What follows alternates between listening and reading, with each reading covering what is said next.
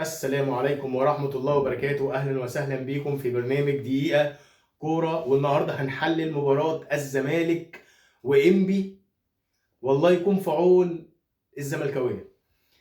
هزيمة ثقيلة للزمالك 2-0، ليتربع الزمالك على المركز الخامس. المركز الخامس خلاص، ولا ليك مؤجلات ولا ليك ماتشات ولا اي حاجه خالص. انت كل ما في الامر لعبت الماتشات كلها زيك زي التاني والتالت والرابع. فين اداء الزمالك؟ اشباح لعيبه في الملعب، رجوله مفيش، اداء على الله حكايته. كل الناس يعني اكتر حد مظلوم في ماتش الاهلي وصن داونز امبارح والزمالك وانبي النهارده، اكتر حد مظلوم هو جمهور الزمالك. ليه؟ الجمهور امبارح بعد ما الاهلي خسر 5 طلع يحفل ابو 5 ابو 5 ابو 5، ما لحقش يعين 24 ساعه، هوب راح واخد من انبي 2-0. اداء الزمالك اقل كمان من اداء الاهلي امام صن داونز، ولكن الفرق بس ان الزمالك بيلعب انبي والاهلي بيلعب صن داونز، هو ده الفرق. فين اداء الزمالك؟ فين يعني اداء؟ دايما مباريات الزمالك لا تخضع للمعايير والمعطيات والتاريخ. يعني الزمالك ممكن يكسب الترجي زي ما قلتها قبل كده في حلقات، الزمالك يكسب الترجي هوب يخسر الماتش اللي بعده. نفس الكلام قبل كده، الزمالك ما عرفش يكسب يتعادل مع بيراميدز باداء سيء جدا بعدها يكسب الترجي، وهكذا قبل كده. الزمالك ما بيعرفش يلعب ماتش كويس ويقدر يبني عليه. طيب الاهلي امبارح سيء، الزمالك اسوأ. الكرة المصرية البقاء لله. مفيش كرة مصرية ولاعيبه بيدفع بيها فيها ملايين ملايين حرفيا. اتحاد كورة هو فعلا مفيش كورة في مصر في كل حاجة. اهلي، زمالك، منتخب مصر الكبير، ناشئين، اولمبي، مفيش كورة. اي حاجة مدورة في مصر مش موجودة، زيرو. الزمالك النهارده اداء سيء اسوأ مما تتخيل. تتفرج حتى على بعد الجولين ما جم، رفيق كابو بياخد سبرنت على 3 4 لعيبه، نفس الكوره التيبيكال، اللعيبه بترجع بظهرها زي ايفونا في وسط 3 في ماتش اهلي وزمالك. ايه ده؟ ايه الاداء ده؟ وايه معدوم الشخصيه في الملعب. مفيش روح، مفيش جري، مفيش حتى حميه على نفسي مش على الفانيلا. يعني في اوقات كده اقول ايه يا عم، لا ده انا ما ينفعش، ده انا رؤى مثلا، ده انا سيد زيزو، ده انا بعنجهيه كده، اللي هو لا لازم اعمل لنفسي، اللي هو لا مش هتعدي، ده انا رقم واحد. مفيش كله باص بيخلص من الكوره، مفيش هجمه محققه. هيلا بس كوره ابراهيم نضاي اللي جت في القايم دي اللي تشتم فيها رائحه الخطوره، انما غير كده لا. الزمالك زيرو في كل حاجه. جايز جدا على فكره تلاقي الزمالك يلعب مع شباب بلوزداد في الجزائر ويكسب. ده الزمالك بجد الله يكون في عون الزملكاويه. بجد الزمالك هينقذ جماهيره. انت ما فيش حاجه بتبني عليها. يعني تتفرج على الاهلي مثلا، الاهلي ادى النهارده حلو قوي، فانت عارف بكره مثلا الاهلي لما يلعب هيكسب.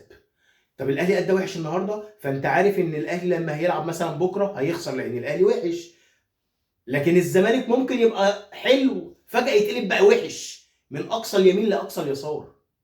ده الزمالك، وده مش شخصيه ومش اداء فريق من الفرق الكبيره في مصر وكما يعتقدون في افريقيا.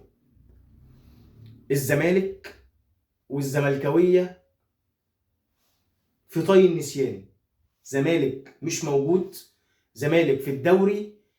يعني هتقول لي اجهاد، جرب الاجهاد بقى. انت بتلعب في بطولتين، دوري وكاس، وافريقيا، ده اللي فيها النفس الطويل. اهو ده الاجهاد اللي كان بيعاني منه الاهلي المواسم اللي فاتت كلها، وكنت بتعيب عليه وتقول في قنوات الزمالك، قناه الزمالك يقول لك ايه ده، ننوس عين الدوله وننوس عين معرفش ايه.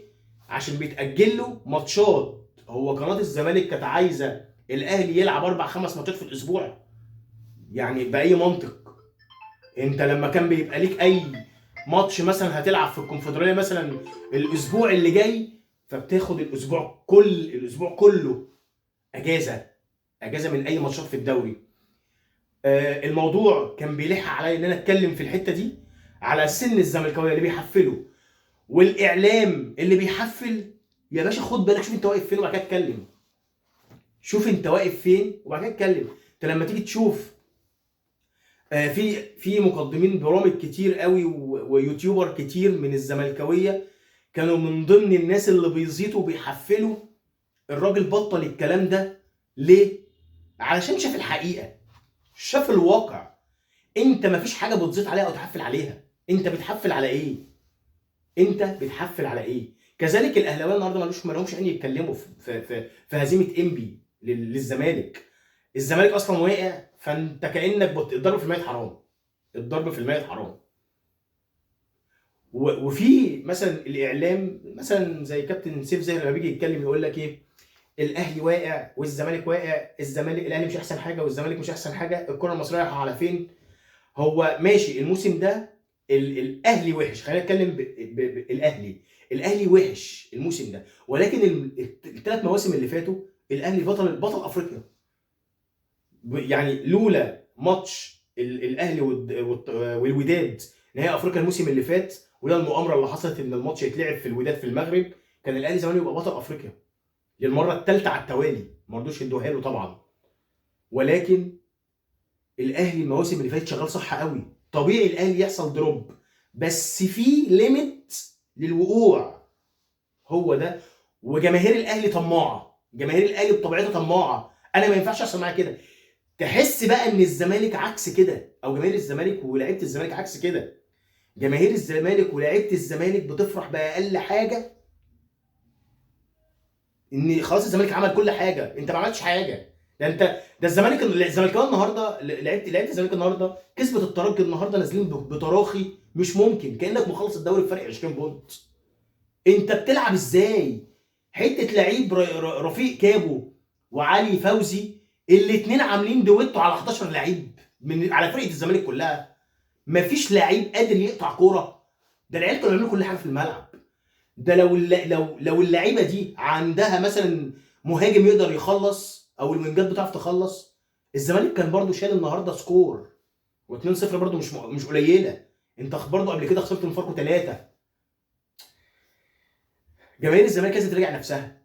بص لفريقك واهتم بفريقك، وبعد كده تعالى حفل على الاهلي لما يكون وحش. طبيعي اي فرقه في العالم. انا برضو تحملت على الاهلي كتير قوي انه شال السكور ده من سان داونز، ولكن من حبي في الاهلي، انا راجل اهلاوي وما بحبش الاهلي يخسر بالمنظر ده، وتحملت كتير. ولكن طبيعي لازم برضو الواحد يبقى عنده ثقافه الهزيمه. ان انت طلعت هتروح فين تاني؟ طبيعي لازم يحصل دروب، طبيعي. والاهلي ما بيبقاش في الدروب كتير، ما بيقعش كتير. الاهلي لو وقع ليه 1000 قومه، بعكس الزمالك بيقع بيبيت في الوقع. وبكده نكون انتهت حلقتنا، واتمنى تكون الحلقه عجبتكم، والسلام عليكم ورحمه الله وبركاته.